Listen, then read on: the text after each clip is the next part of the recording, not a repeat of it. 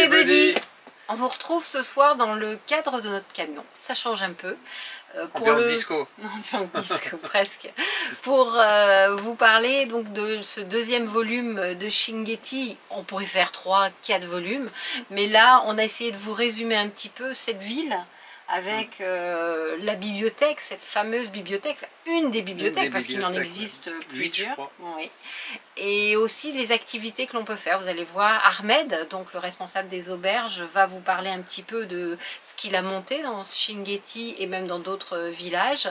Et aussi, on vous a montré un petit peu les activités, dont une que j'ai faite moi, toute seule, parce que toi, tu étais partie en mécanique, où moi, j'ai fait une balade en chameau, et j'ai eu la chance d'avoir avec ce guide la possibilité de regarder comment il faisait le pain dans le sable. Même si je connaissais déjà, c'est toujours un plaisir. Il était marrant ton guide. Ouais, un bel échange avec lui. Vraiment, humainement, c'était vraiment super sympa. Et en plus, il fait le pain comme nous on le fait. Ouais. Avec la braise. Contrairement à ce qu'on avait fait à Chigaga. Mais on vous laisse regarder ça. On vous dit à très bientôt. Et voilà. Et on leur envoie quoi? Du soleil. Bon visionnage. On vous embrasse, tenez le coup, parce que je sais qu'en France, par exemple, c'est pas très facile avec le Covid. Tenez le coup, on pense à vous. Et lui, il est déjà en train de dire... Je crois que vous avez fini. Salut les buddies. À très bientôt. Bienvenue à Chinguetti. Chinguetti, 7e ville sainte de l'islam, inscrite au patrimoine mondial de l'UNESCO, est située au cœur de l'Adrar. Elle est connue pour ses bibliothèques qui abritent des manuscrits plusieurs fois centenaires.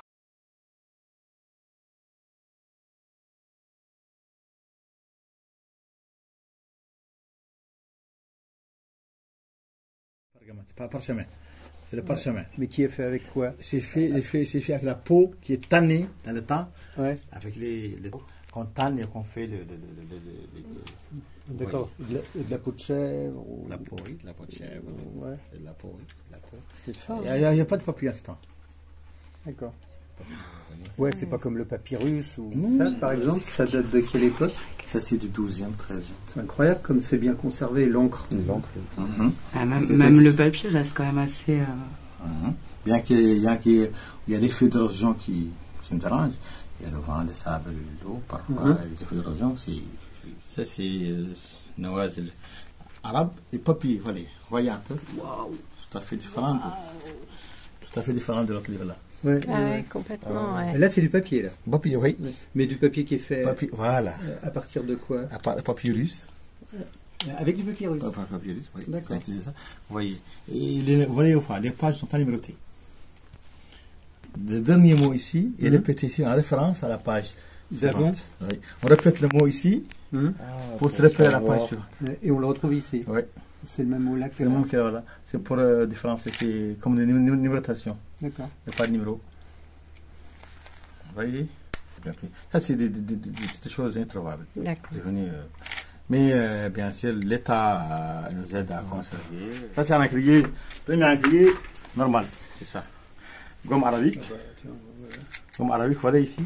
Gomme arabique, plus un peu d'eau, on écrase, on mélange, on fait. On prend charbon de bois.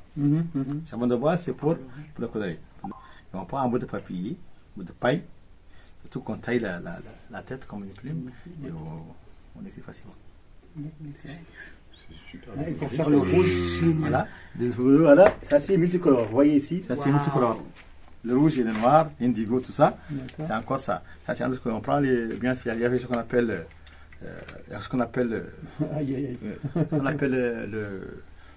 l'hibiscus. Ah oui. On prend les grès, on prend les argiles, on prend tout ça et on fait la coloration voulue. Elif, ba, ta, za, shim, ha, kha, da, za, ra, za, ta. C'est le même alphabet antique, ça n'a pas changé, donc c'est valable à tout moment. Parce que c'est le Coran, et c'est à base du Coran et on lit ça avec l'arabe. D'accord. Donc chaque famille, il y a à peu près 8 ou 9 familles dans la ville par exemple, qui s'étaient connues avec leur bibliothèque ancienne, et puis de père à fils, il y a toujours un conservateur homme qui s'occupe. Puis s'il est mort ou s'il voyage, il relie un autre Donc c'est pour cela que c'est conservé. C'est un héritage. Si c'était dans le pays, c'est terminé. Si c'était à l'autorité, c'est disparaît. C'est toujours des personnes privées. C'est un bien. On s'est ouvert à tout le monde parce que c'est un patrimoine international, mais aussi c'est conservé familialement par les familles. Il y a un principe de scan, de photocopie, pour être sûr de préserver. Oui, il y a un projet de l'UNESCO qui a mis un microfilm, un truc de microfilm scanné, toutes les manuscrits sont scannés. Ouais, sont scannés, oui. Scannés et démettés dans les musées nationaux. Mais les originaux sont tous. Ouais, ils amènent un expert qui vient spécialiser ça, il chiffrait, il marquait telle famille, elle a ça, on va scanner, ils scannent bibliothèque par bibliothèque. Ils ont des copies archivées dans le musée national, dans la bibliothèque nationale en Nouakchott.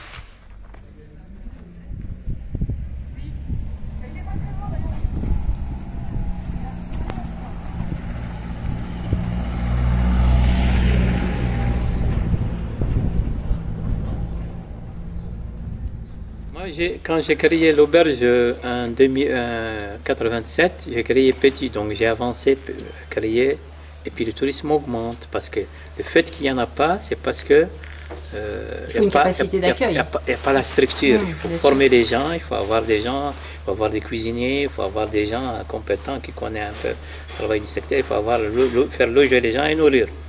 Et on a fait jusqu'à 2003, on a les 3 auberges, on a une capacité, on peut avoir la capacité jusqu'à 100 personnes, logées et nourries, ce qui est bien. Ah oui, ce qui est même Ce très qui bien. n'est pas avant, on vient de 5-6 personnes en 87, et on arrive en 2003 jusqu'à 100-120 personnes, on peut loger et nourrir. Il y a des autres, et puis moi je suis le premier, j'ai formé d'autres auberges. À Chinguetti, il y a d'autres auberges, à Ouadane, mais je suis le premier qui a créé à Chinguetti, créé à Tergit, créé à Tar, créé à Tijia, le point le plus touristique. Donc c'était les années 80. L'auberge des caravanes. L'auberge des caravanes, c'est une chaîne que j'ai créée.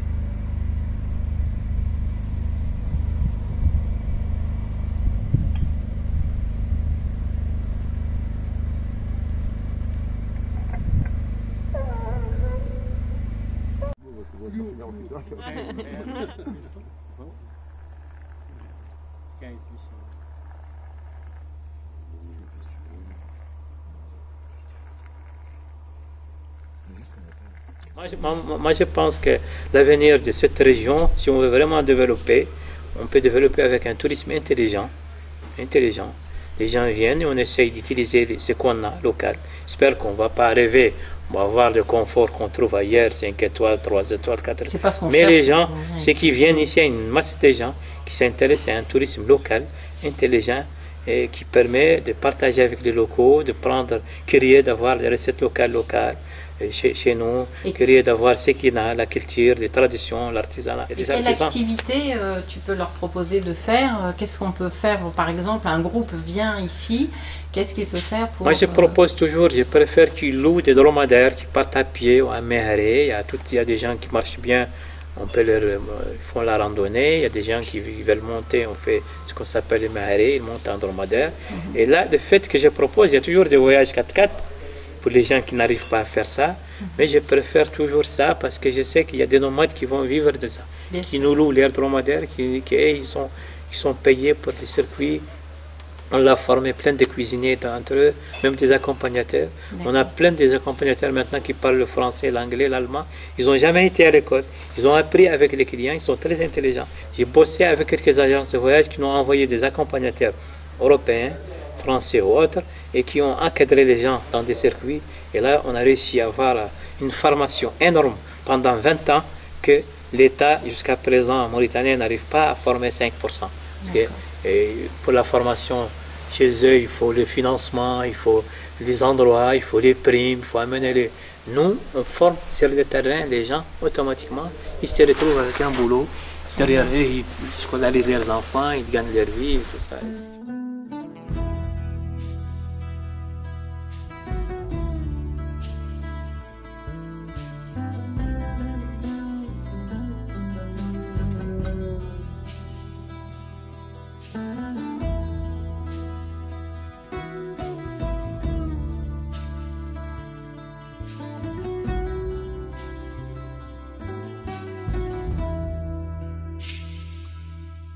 وجال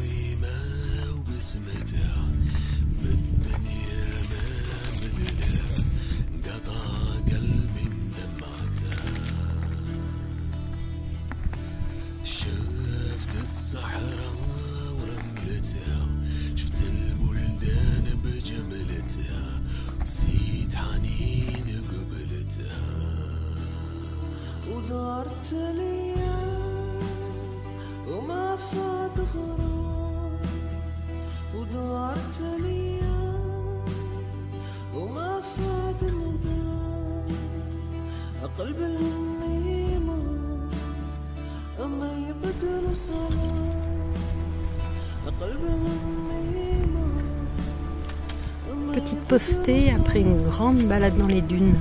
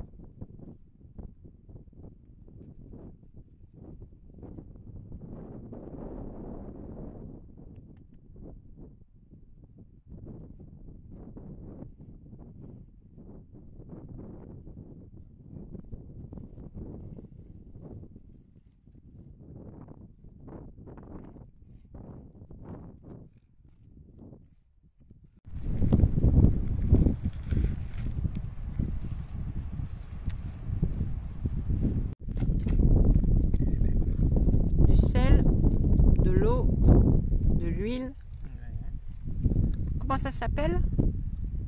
Toi? Non, le plat. Le mélange. Khalto. Khalto. Khalto. Ouais, khalto. Le khalto. Le cale-ventre, on va appeler ça.